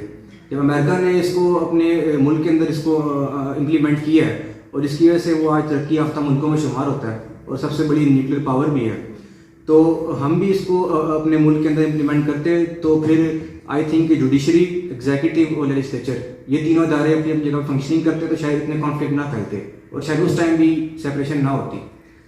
تو چوتھے نمبر پہ میرا یہ پوائنٹ ہے کہ جو ہمارا ویژن ہے وہ ہمیشہ سے شارٹ ٹرم رہا ہے. یعنی ہم جو ہے بیسیکلی کوئی بھی اپروچ یا آئیڈیا آتا ہے ہمارے مائنڈ میں تو ہم اس کو لانگ ٹرم لے کے نہیں چلتے, یعنی اور ریئل ٹائم تھنکنگ ہماری لیڈرشپ کے اندر لیک کرتی ہے. اور پانچواں جو اور لاسٹ پوائنٹ جو میں نے اس وقت لکھا ہے فی الحال وہ یہ ہے میرے پاس کہ جو نیشنل انٹیگریشن ہے, کوئی بھی ایشو ہوتا ہے ملک کے اندر تو ہمیں چاہیے کہ ساری جو قوم ہے وہ ایک پیج کے اوپر ہو. ہم نے نوٹ کیا ہے کہ جب بھی کوئی ایشو ہوتا ہے لازماً کوئی ٹرائب یا 2-3 طبقے بن جاتے ہیں اور بن جاتے ہیں, چاہے وہ اسلام کے نام پہ ہوں چاہے وہ معاشی حوالے سے ہوں. تو ہمیں چاہیے کہ نیشنل انٹیگریشن جو ہے وہ ایک پیج کے, کوئی بھی ایشو جب قوم جب جہتی کے ساتھ ہوگی تو آئی تھنک یہ مائنورٹی والے ایشو اور جو ایتھنک ایشو ہیں یہ بھی اتنے پریویل نہیں کریں. Thank you. فیئر الیکشن چاہتے ہیں, ایک فیئر الیکشن ہوئے تھے تو پاکستان 2 حصوں میں تقسیم ہوا تھا, اور اگر آج کے ٹائم میں فیئر الیکشن ہوئے تو پاکستان 18 حصوں میں تقسیم ہوگا. آئی تھنک میں اس بات سے ڈس ایگری کرتا ہوں کہ 1970 کے الیکشنز فیئر تھے. آئی تھنک میں اس بات سے اتفاق نہیں کرتا اپنے دوست کی معذرت کے ساتھ. 1970 کے جو الیکشن تھے وہ بالکل بھی فیئر نہیں تھے. یہ ایک المیہ ہے کہ ہم لوگوں نے یہ سوچا ہوا ہے کہ یہ فیئر تھے. اگر میں غلط نہ ہوں تو شرمیلا بوس صاحبہ نے اپنی بک ڈیڈ ریکننگ کے اندر مینشن کیا ہے کہ جو بیسیکلی جو اس ٹائم جو بیسیکلی یہ الیکشنز ہوئے تھے اس کے اندر مولانا عبدالحمید باشانی صاحب جو تھے انہوں نے یحییٰ خان سے جو ہے وہ اس کے اندر یہ اس کتاب میں کہا گیا ہے, یہ میرا ذاتی اوپینین نہیں ہے, یہ نیوٹرل اوپینین ہے, کہ اس کے اندر یہ شرمیلا بوس صاحبہ نے کہا ہے کہ انہوں نے جو ہے وہ ان سے پیسے بھی لیے تھے اس حوالے سے اور تاکہ ریڈیم کی جائے الیکشنز کے اندر. اور اس لیے میں سمجھتا ہوں کہ جو تاریخ میں ہم نے بتایا گیا کہ یہ الیکشن بہت فیئر تھے, تو ایسا بالکل بھی نہیں ہے. شرمیلا بوس کی انہوں نے بک کا ڈیڈ ریکننگ کا مجھے حوالہ دیا تو وہ تو ایک کنٹروورشل بک ہے, ان کے پاس پڑھنے کے لیے اور کافی بکس ہیں. یہ حامد خان کی بک کو پڑھ سکتے ہیں, یہ مشرقی سفر نامہ علامہ رازق الخیری اس کو پڑھ سکتے ہیں, یہ جو عافیہ دل ہے اور انور دل ان کی بک کو پڑھ سکتے ہیں. تو کنٹروورشل اپروچ ہم یہی بات کر رہے ہیں کہ کنٹروورشل اپروچ کو ختم کیا جائے اور ایک نیوٹرل اپروچ. جب ایک بندے ایک آتھر کی لکھی گئی بات ہی کنٹروورشل ہے تو یہ اس کا حوالہ ہم کس طرح مانیں؟ کہ آپ سب کے نا میں کچھ चीज़ें जो अहम मुझे लगी हैं। अगरतला इसको बिल्कुल झुटलाया नहीं जा सकता। और 1969 में जब रावलपिंडी में कॉन्फ्रेंस हो रही थी, रामचक्र कॉन्फ्रेंस हो रही थी, उस मौके पे मगरबी पाकिस्तान के तकरीबन तमाम ही जो लीडर्स थे उन्होंने अयूब खान पे बड़ा प्रेशर डाला था कि आप मुजीबुर रहमान को आज़ाद करें, उसे भी इधर बुलाएं। अयूब खान का उनके बहुत सारे अपने मसाइल अपनी जगह, लेकिन उन्होंने इस बात पे बहुत ज़्यादा स्ट्रिक्ट स्टैंड लिया था कि मैं सारी बातें मान सकता हूँ लेकिन ये बात दुरुस्त, लेकिन उन्हें फिर माननी पड़ी और उन्हें फिर वापस बुलाया गया। मेरा ख्याल है कि हमारे बहुत सारे ऐसे मसाइल हैं जिन पर हमारा कभी भी नेशनल डिस्कोर्स हमने किया ही नहीं है, एक जेन्युइन एक इंटेलेक्चुअल डिबेट की ही नहीं है। अगरतला को ना तो आप बिल्कुल झुटला सकते हैं, और दो देखें ना, हम हर मामले में दो एक्सट्रीम्स में फंसे हुए लोग हैं। तो दूसरी चीज़ ये है, देखें मैं आपको एक हवाले कई हैं। मौलवी तमीज़ुद्दीन खान, इनकी किताब है टेस्ट ऑफ टाइम्स, ये उनकी पार्शल ऑटोबायोग्राफी कही जा सकती है, मुकम्मल तो नहीं कही जा सकती लेकिन बहरहाल एक अहम सोर्स है। खुद बंगाली थे, पाकिस्तान की फर्स्ट कॉन्स्टिट्यूंट असेंबली के स्पीकर भी रहे। तो इसी तरह और कुछ बंगाली लीडर्स हैं जिन्होंने ये बाकायदा इसकी शहादत दी है कि इंडियन गवर्नमेंट कोशिश में मसरूफ़ थी साइनो इंडियन वॉर के बाद। 1962 में जब चाइना ने इंडिया को शिकस्त दी है, उसके बाद से नेहरू गवर्नमेंट थी वो पूरी तरह से कोशिश में थी कि ये इधर बंगालियों से रब्ते किए जाएँ। उनमें बहुत सारे बंगालियों से रब्ते की कोशिश की गई थी, लेकिन ये अहम बात यहाँ पे ये है कि majority of them they were disinterested. ये तो एक तरफ तो इस बात की तरफ भी बड़ा वाज़ेह इशारा है, ये जो आज हम मुंह उठा के कहते हैं ना बंगाली गद्दार थे, बंगाली गद्दार होते तो भी बड़े उनके पास मौके मौजूद थे सारे। तो खैर एक तो ये बात, लेकिन मुजीबुर रहमान के बारे में स्पेकुलेशंस हैं। ऑथेंटिसिटी से ये कहना फिर भी आसान नहीं है, स्पेकुलेशन है, बहुत स्ट्रॉन्ग है। इस्टेब्लिशमेंट का नुक्ता नज़र जो अयूब खान रिप्रेजेंट करते हैं वो इस चीज़ के बारे तो बहुत कहते हैं, वसूख से कहते हैं कि मुजीबुर रहमान एक स्टेज पे आके वो बिक गए थे। ठीक है, तो इसलिए इसी बुनियाद पे फिर ये उनपे मुकदमा चलाया गया था। लेकिन अब पाकिस्तान के जो मारूजी हालात पिछले 40-45-50 सालों में हम अपने सामने देखते हैं, हमारे इदारों के जो रोल हैं, तो उसमें फिर अब मेरा ये ख्याल है कि अगरतला साजिश वाला मामला, इसकी ऑब्जेक्टिव, मैं एक हिस्टोरियन की हैसियत से बात कर रहा हूँ, इसका ऑब्जेक्टिव एनालिसिस हम अभी भी शायद उस तरह नहीं कर सकते जब तक कि इसके जो डॉक्यूमेंट्स हैं वो डिक्लासीफाई ना हो जाए। ये तो एक देखो ना, एक यकतरफा एक ओपिनियन है ना कि मुजीबुर रहमान गद्दार थे या मुजीबुर रहमान बिक गए थे या मुजीबुर रहमान अगरतला, ये तो हमें एक शख्स आके वो बताते हैं और हम कहते हैं ठीक है। हिस्टोरियन का मसला ये है जिसकी वजह से हिस्टोरियन कहते हैं ना कि वो ना बेचारा इधर फिट होता है ना उधर फिट होता है, हर बंदा अपने अपने मतलब के हिसाब से उससे नताइज लेना चाहता है। मेरा अपना तासुर ये है कि मुजीबुर रहमान के बारे में ये कहना शायद खासा मुश्किल है कि वो बिक गए थे। ये कहना इसके बारे में शवाहिद हो सकते हैं कि उनकी मुलाकातें थी, लेकिन ना मुलाकातें होना, डिस्कशन होना ऐसे ही है कि जैसे आप बिल्कुल जब एक कॉर्नर होते चले जाएं, आपके मसाइल बढ़ते चले जाएं, तो लामाला आप एक्सपेक्ट करते हैं कि आपको कहीं ना कहीं से कोई रिलीफ मिले। मैं एक और एंगल से भी सोचता हूँ, अगर मुजीबुर रहमान वाकई अगर उस ज़माने में बाकी बिक चुके थे तो फिर तो 1971 के बाद तो मुजीब को सीधा साधा वो इंडिया की गोद में बैठ जाना चाहिए था, जबकि ऐसा नहीं है, मौका नहीं है, ना तफसील ज़्यादा हो सकती, इस पर अलग प्रोग्राम करना पड़ेगा।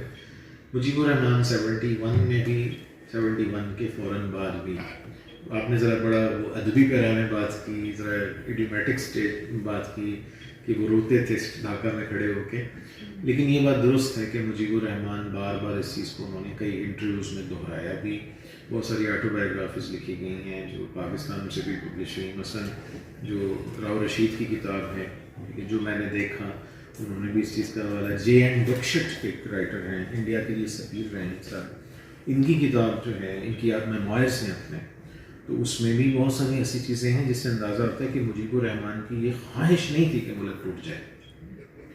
جیسے میں نے پچھلے دنوں آپ کو کلاس میں بھی حوالہ دیا تھا کہ بدر منیر صاحب جو ہیں, بدر منیر صاحب یہ پاکستان کے اس زمانے کے بڑے اہم صحافیوں میں سے تھے, بڑے بڑے انٹرویوز کیے تھے. یہ 71 ملک ٹوٹا ہے تو یہ ڈھاکہ میں پھنس گئے تھے. مجیب الرحمان نے ان کو پروٹیکٹ کیا ہے, وہ لاہور سے تھے, پروٹیکٹ کیا ہے, اپنا سرکاری مہمان رکھا, پھر انہیں باقاعدہ روز سے 6 نکات کوئی حدیث تھی, ہم بات کرنا چاہتے تھے, ہمارا مقصد یہ تھا کہ ہم اس پہ گفتگو کرنا چاہتے تھے. وہ یہ کہتے ہیں, ان کا یہ بیانیہ یہ ہے, اگر ان انٹرویوز کو آپ بیس بنا لیں, الطاف حسن قریشی کا انٹرویو ہے, بے شمار ایسے ہیں, تو وہ یہ کہتے ہیں کہ دراصل مشرقی پاکستان تو چاہتا تھا کہ مذاکرات ہو. ہماری وہ یہ کہتے تھے کہ مغربی پاکستان کی جو اشرافیہ ہے, اسٹیبلشمنٹ ہے خاص طور پہ, جس میں سر فہرست سیاح قانونی لوگ کہتے ہیں یہ نہیں چاہتے, بلکہ مجیب الرحمان کو یہ ڈر یہ تھا کہ یہ اب مذاکرات کے آڑ میں یہ دراصل مجھے مروانا چاہتے ہیں. اب بہت ساری تاریخ میں ایسی چیزیں ہیں, ایسا نہیں کہ تاریخ سے چھپی ہوئی ہے. مسئلہ یہ ہے کہ ہمارے ہاں, میرا تو یہ سوال ہے, اصغر خان کی آپ نے بات کی, کہ میں تو یہ کہتا ہوں, are we ready to listen to history? میں تو شاید بڑے حوصلے سے یہ بات کر گیا ہوں, ورنہ میرا خیال ہے کہ شاید ہم یہ بات بہت سارے لوگ کرتے ہوئے یہاں پہ آ کے ہمارے ٹھنڈا بس, تو ایسے بھی ہیں. تو ایسے ماحول میں پھر دیکھیں اوریجنل ڈائلاگ کبھی ڈیولپ نہیں ہوتا ہے ایسے معاشروں میں. تو ہم گزارش کر سکتے ہیں کہ جو لوگ بھی برسر اقتدار ہیں, جو لا کے اس ملک کا سوچا جائے, تو میرا خیال ہے اگرتلہ ایک ٹیسٹ کیس ہے. اگرتلہ جو تھا یہ ظاہر ہے یہ ہونا بھی نہیں چاہیے تھا, اگر تھا بھی ویسا. یہ بات درست ہے کہ انڈین گورنمنٹ رابطے کی کوششوں میں مصروف تھی, اس کے لیے ہر طرح کے مختلف طریقے استعمال کیے جا رہے تھے. پیسے کی انٹیمیڈیشن تھی, بہت ساری ایسی چیزیں تھیں.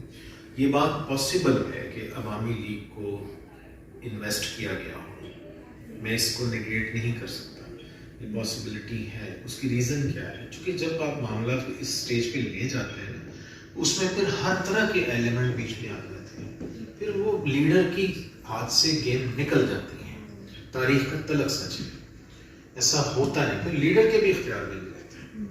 میں کہتا ہوں کہ 71 میں مجیب الرحمان خود بھی, راؤ رشید نے ایسے واقعات بھی لکھے ہیں پاکستان بننے کے بعد, وہ بڑے محتاط انداز میں دبے دبے بھٹو صاحب کو پیغامات بھجوا رہے ہیں کہ انڈیا نے ہمارے ساتھ زیادتی کی ہے, وہ تو سارا کچھ اپنے ساتھ لے گئے ہیں, ہم تو بالکل دوسرے لفظوں میں زیرو پہ کھڑے ہیں, ہمیں فوری امداد چاہیے. یہ مغربی پاکستان نے پھر ملک ٹوٹنے کے بعد باقاعدہ امداد کی. وہ جو آپ ابھی یہ بھی اشفاق صاحب ابھی چلے گئے ہیں, تو اشفاق نے جو سوال کیا تھا نا کہ بنگلہ دیش کے حوالے سے, یہ بات صحیح ہے. میرا یہ اپنا یہ خیال ہے کہ بنگلہ دیش کا بننا یہ دو قومی نظریہ کی خرابی نہیں ہے, یہ تو دو قومی نظریہ اور ثابت ہو گیا. دیکھیں بات یہ ہے کہ اس میں تو کوئی دو رائے نہیں ہے کہ بنگلہ دیش اور پاکستان دونوں کو اب ہمیں آئندہ دیکھنا ہے. دلچسپ بات یہ ہے کہ ہمارے وہ دوست یہ سمجھتے ہیں کہ شاید پاکستان ٹوٹ گیا اور دو قومی نظریہ خلیج بنگال میں دفن ہو گیا. یہ ایک پولیٹیکل پروپیگنڈا میں تو چلے یہ بات چل سکتی ہے, but reality is quite different, I can prove it. لیکن اس کی وجہ یہ ہے, ہم بالکل پریگمیٹکلی سوچیں, دو قومی نظریہ خلیج بنگال میں تب ڈوبتا کہ شیخ مجیب الرحمان جو ہیں وہ فوراً بھارت نظام ہونے کا اعلان کر دیتے. نمبر 1 ایسا نہیں ہوتا. بنگلہ دیش کی گورنمنٹ پہلے دن سے ایک independent vibrant Muslim state of Bangladesh ہے, ریپبلک ہے, ٹھیک ہے, اور اس کی جو اسلامک آئیڈینٹی ہے وہ اسی طرح برقرار ہے. تو مزے کی بات یہ ہے کہ ویسٹ بنگال جو انڈیا میں ہے وہ بظاہر بنگالی تو وہ بھی ہیں, وہ آج تک وہ بنگلہ دیش کو قبول نہیں کرنا چاہتے ہیں. آج بھی ان کے یہاں وہاں پہ لڑائی جھگڑے ہو رہے ہیں سارے. وہاں پہ تھوڑی سی کوئی اگر مائلڈ آواز نکلتی ہیں تو وہ سارے خود انتہا پسند ان کے پیچھے پڑ جاتے ہیں. چونکہ یہ مسلمان بنگالی ہیں, وہ ادھر ہندو بنگالی ہیں, تو دو قومی نظریہ تو اور اسرٹیو ہو رہا ہے, جناح کی بات اور زیادہ سامنے آ رہی ہے. अच्छा, 1971 के बाद भी सवाल ये है, इवन उनके मेमोयर्स छप चुके हैं, कभी हमने ये सवाल उठाया अपने दोस्तों ने नेशनल लेवल पे, कभी सोचा इस बारे में? मेमोयर्स छप चुके हैं, मेमोयर्स में ज़्यादातर चैप्टर्स में उन्होंने वो चीज़ें हाईलाइट की हैं कि तहरीक पाकिस्तान, कायद अज़म जिन्ना का साथ, और उसमें जो हमारे ये बंगो बंधु इन्होंने जो बढ़ चढ़ के हिस्सा लिया है, पाकिस्तान के नारे लगाए हैं, सारा कुछ किया है, इसका मतलब है वो डिसोन थोड़ी कर रहे हैं। क्या बांग्लादेश का जो नेशनल नैरेटिव है उसमें क्या वो उसको डिसोन कर रहे हैं अपने हिस्से से? नहीं, उन्हें ज़ाहिर है गिले हैं, शिकवे हैं, उन्हें बहुत ज़्यादा शदीद रिजर्वेशंस हैं, वो इस बात पे बात नहीं सुनना चाहते उनकी अक्सरियत के जो 71 में हुआ, लेकिन ज़ाहिर है उनकी तारीख का, चूँकि उन्हें भी मालूम है कि बांग्लादेश और मुसलमाना ने बंगाल की जो एक कलेक्टिव हिस्ट्री है, हिस्टोरिकल नैरेटिव है, उसमें उनका वो जो चैप्टर है जो बिफोर पार्टीशन है और उसके बाद 1947 से 71 तक का जो चैप्टर है वो इक्वली बड़ा इंपॉर्टेंट है, उसको वो कैसे डिस्कार्ड कर दें? उनकी तारीख में वो पूरा हिस्सा है सारा। फिर 71 के बाद अगली बात सवाल ये है, मुजीबुर रहमान के, मैं बार बार बहुत सारी ऐसी चीज़ें, हमारा टाइम ज़्यादा हो रहा है लेकिन मैं इसको चाहता हूँ कि करें बात इसमें। मुजीबुर रहमान ने बार बार भुट्टो को ये पैगाम पहुँचाया और भुट्टो भी अब ये चाहते थे, भुट्टो भी रिकनसाइल कर रहे थे। उन बेचारों का मसला सिर्फ ये था कि उन्हें प्राइम मिनिस्टरशिप मिल जाए, आई एम सॉरी, लेकिन अब भुट्टो भी ये चाह रहे थे कि, इसीलिए आप ये देखें यहाँ पे भुट्टो का एक पॉजिटिव रोल है।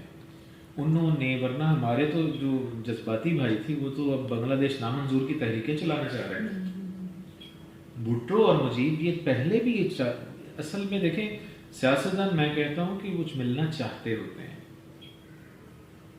somewhere else, somebody hiding behind the curtains doesn't want the politician to get unite. जिस दिन सियासतदान यूनाइट हो गए, याद रखिए डिबैकल ऑफ 71 जैसे बहुत इंसिडेंट कभी नहीं होंगे। मेरा ये पूरा ईमान है कि पाकिस्तान एक फेडरेशन है और इसका मिजाज फेडरेशन का है। फेडरेशन के अलावा हम अगर किसी तरफ निकलेंगे डिज़ास्टर होगा। नंबर 2, पाकिस्तान के मसाइल हमेशा सियासत के रास्ते से ही हल होंगे। पाकिस्तान तरक्की भी सियासत के ज़रिए से ही करेगा, और उसका एक ही असूल है जो आप मॉन्टेस्को का हवाला देते हैं। तो मॉन्टेस्को ने ये जो बात की थी, ज़ाहिर एक यूनिवर्सल प्रिंसिपल है और ये बात आइडियल भी है और अच्छी भी है, प्रैक्टिकल भी है, कि आप तमाम इदारों को, जैसे आपने कायनात में भी बात की कि इदारों को अपना अपना रोल पहचानना चाहिए, एक दूसरे के मामलात में असिस्टेंस होनी चाहिए। It's a team work, governance is a team work, और टीम वर्क में फिर ये नहीं होता कि एक इदारा दूसरे पे चढ़ दौड़े और दूसरा तीसरे पे चढ़ दौड़े। सब एक दूसरे को असिस्ट करते हैं, जहाँ पे कोई गलती करता है तो मुहासबा भी होता है, लेकिन ये नहीं होता कि आप उसको बिल्कुल अब वाइप आउट कर दें। तो ये बुनियादी सा प्रिंसिपल पाकिस्तान में बदकिस्मती। अच्छा, ये करता करे कौन? वो जो मेरे भाई आप लीडरशिप पे मोतरज़ हैं, तो मैं आपको एक बता दूं कि इदारे जितने सारी चीज़ें अपनी जगह, लेकिन इदारों को बहरहाल एक लीडर चाहिए होता है। इदारों के लिए leadership role is at the end of the day decisive. एक अच्छा सेंसिबल लीडर गिरी हुई कौम को ऊपर उठा सकता है, और एक डिसऑनेस्ट, एक करप्ट और एक जिसे कहते हैं कि मैलाफाइड लीडर, वो एक बनी हुई कौम को बिगाड़ के तबाह बर्बाद कर सकता है। लीडरशिप की ये ताकत है, हम इससे भाग नहीं सकते, बदकिस्मती से हैं या कुछ कहते हैं। ये आप देख लें, आप अज़ल से अंबिया से लेके आज तक देखें, इस जदीद दौर में भी आप देखिएगा कि लीडर हमेशा जो है लीड करता है। तो इसलिए लीडरशिप एक पूरी साइंटिफिक चीज़ है।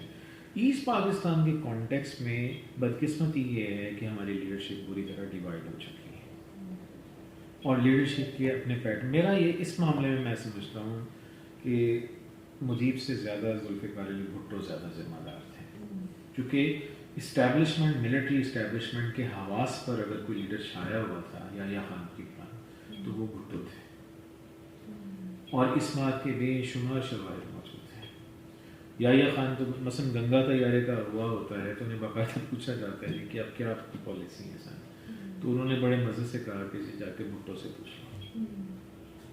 भुट्टो वाज नथिंग, क्या वो प्राइम मिनिस्टर थे? और ये उस वक्त देखें ना 70 के इंतखाबात हो चुके हैं, तो ऐसे माहौल में आप ज़रा अंदाज़ा, तो इसमें देखें ना थ्रेड्स कहाँ से जा रहे हैं। मुजीबुर रहमान, मेरा ये ख्याल है कि मुजीबुर रहमान को इवन मेरा अंदाज़ा है कि इवन अक्टूबर में भी 71 में भी ऑन बोर्ड किया जा सकता था।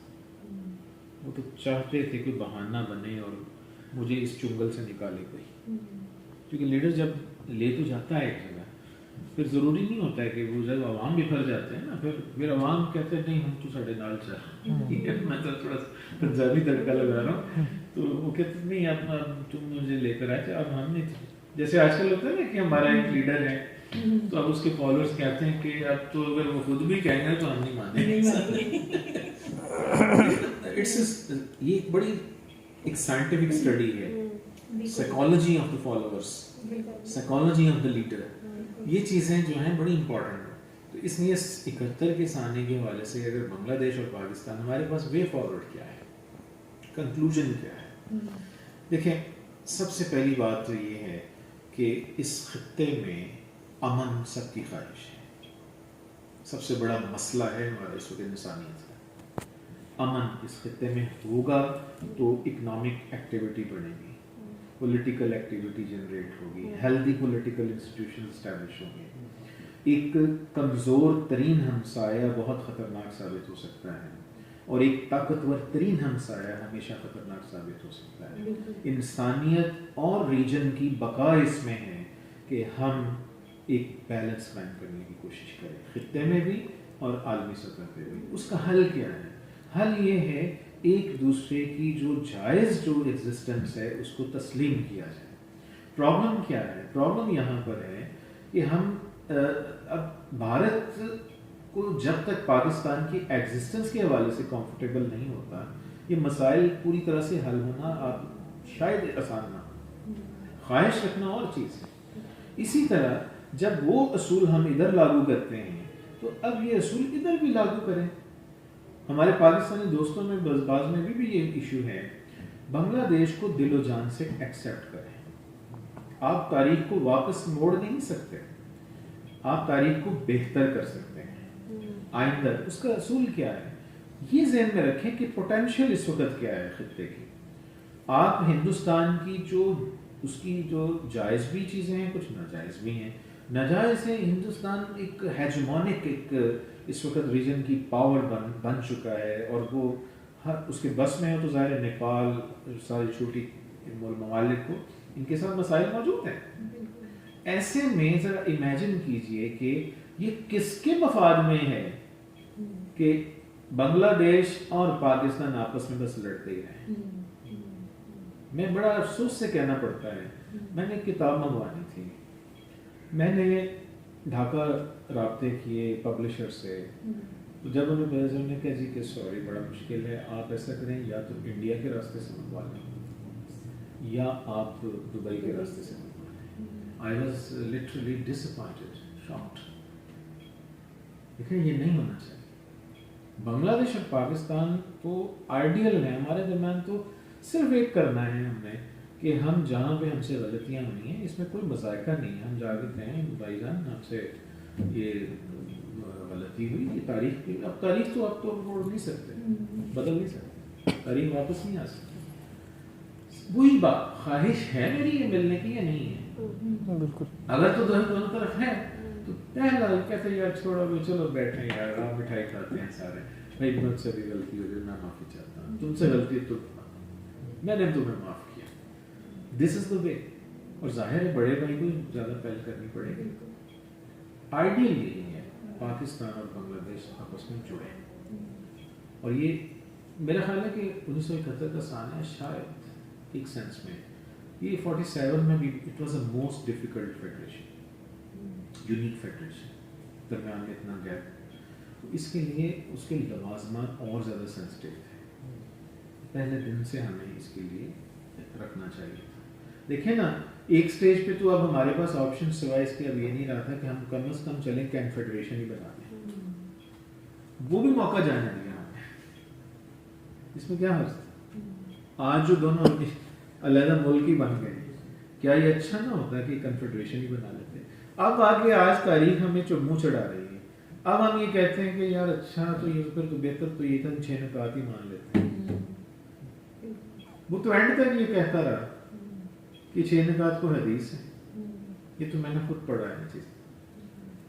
کہتا ہے 6 نکات کون کہتا ہے, کہتے کون جاہل ہے کہ جو 6 نکات پہ ڈیبیٹ ڈائیلاگ نہیں کر سکتا. ہم کرنے کو تیار نہیں.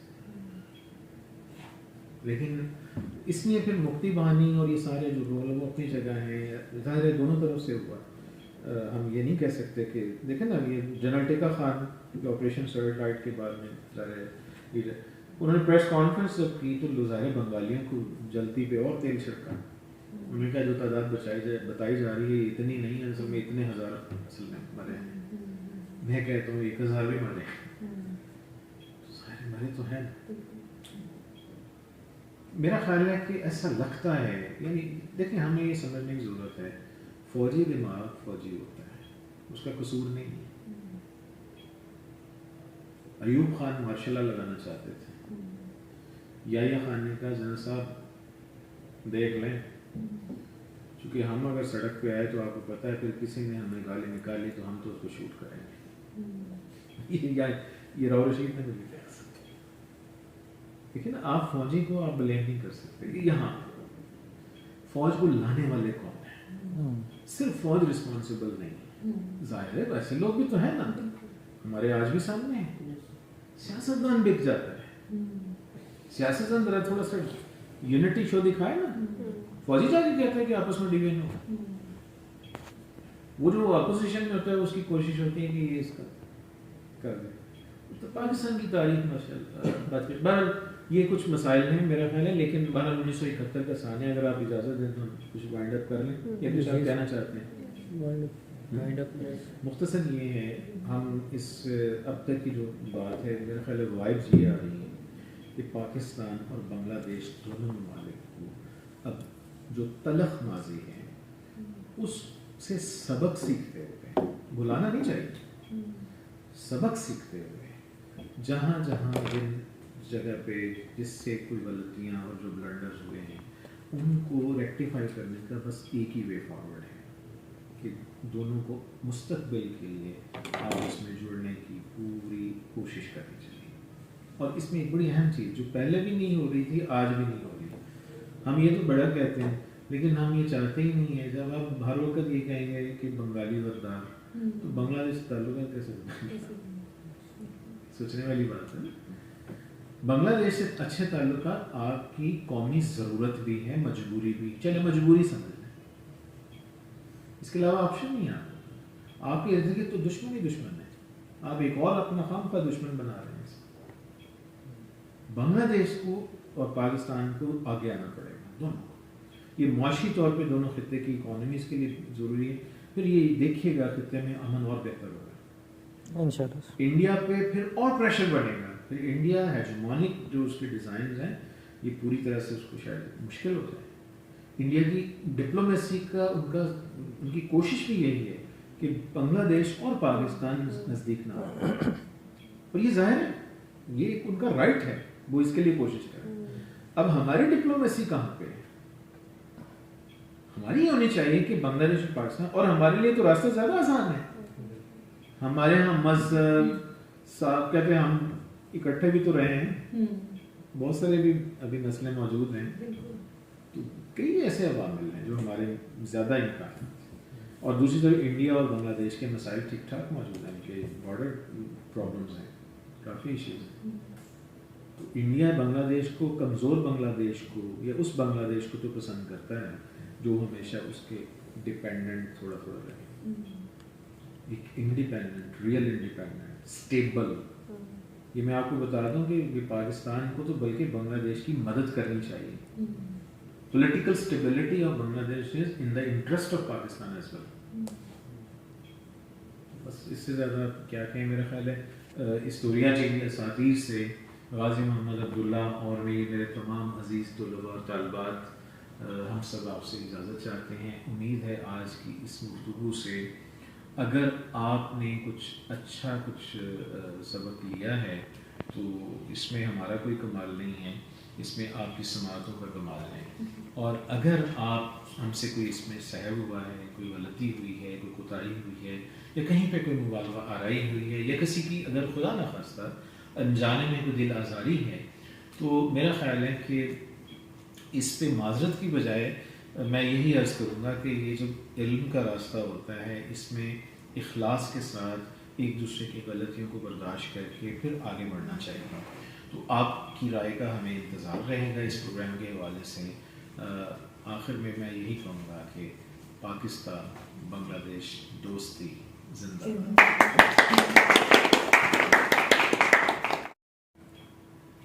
میں اسٹوریہ ٹی وی اساتذہ کے اس پلیٹ فارم سے پروفیسر غازی محمد عبداللہ اور میرے تمام طلباء طالبات پنجاب یونیورسٹی شعبہ تاریخ و مطالعہ پاکستان لاہور سے اپنے بنگالی بھائیوں کو محبت کا پیغام بھجوا رہے ہیں، اس امید کے ساتھ کہ ساؤتھ ایشیا میں امن میری آپ کی ہم سب کی خواہش ہے، اور اس میں پاکستان اور بنگلہ دیش بہت اہم کردار ادا کر سکتے ہیں. ہمیں آپ سے محبت ہے. ہماری غلطیاں، آپ کی غلطیاں، یہ ساری اپنی جگہ، لیکن ہمیں مستقبل کے لیے، اپنے عوام کے لیے، اپنے لوگوں کے لیے اکٹھے ہو کر دوستی کے ساتھ، محبت کے ساتھ آگے بڑھنا ہے. یہی پیغام ہے.